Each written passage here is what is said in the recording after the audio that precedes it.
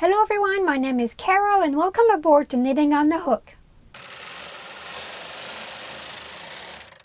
In this tutorial, I'm going to show you how to make a single decrease using a double prong transfer tool and a double decrease using a triple prong transfer tool. So let's get to it. To make a decrease at the edge of your knitting, it is best to leave the edge stitches untouched to maintain a nice even edge. And to do this, we use a double prong transfer tool by moving the last two stitches onto the adjacent needle.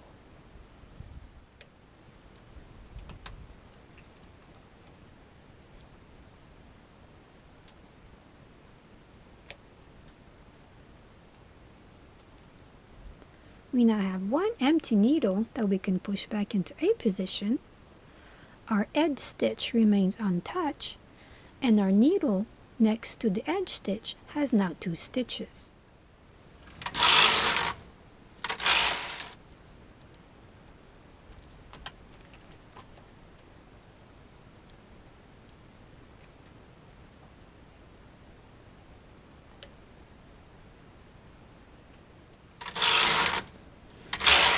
The same principle applies if you want to decrease two stitches. The difference is that you will be using a three-prong transfer tool.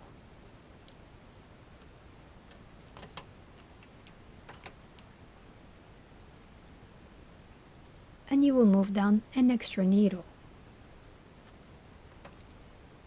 So we now have two empty needles that we can push back into A position. Our edge stitch remains untouched. And now we have two stitches on the second last needle and two stitches on the adjacent one.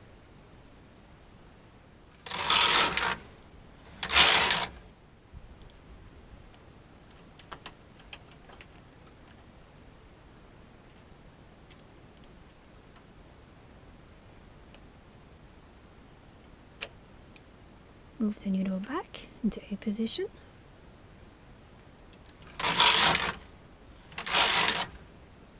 This is what our sample decrease looks like from the stockinette stitch side, and as you can see, it has a nice even edge that will facilitate seaming later on.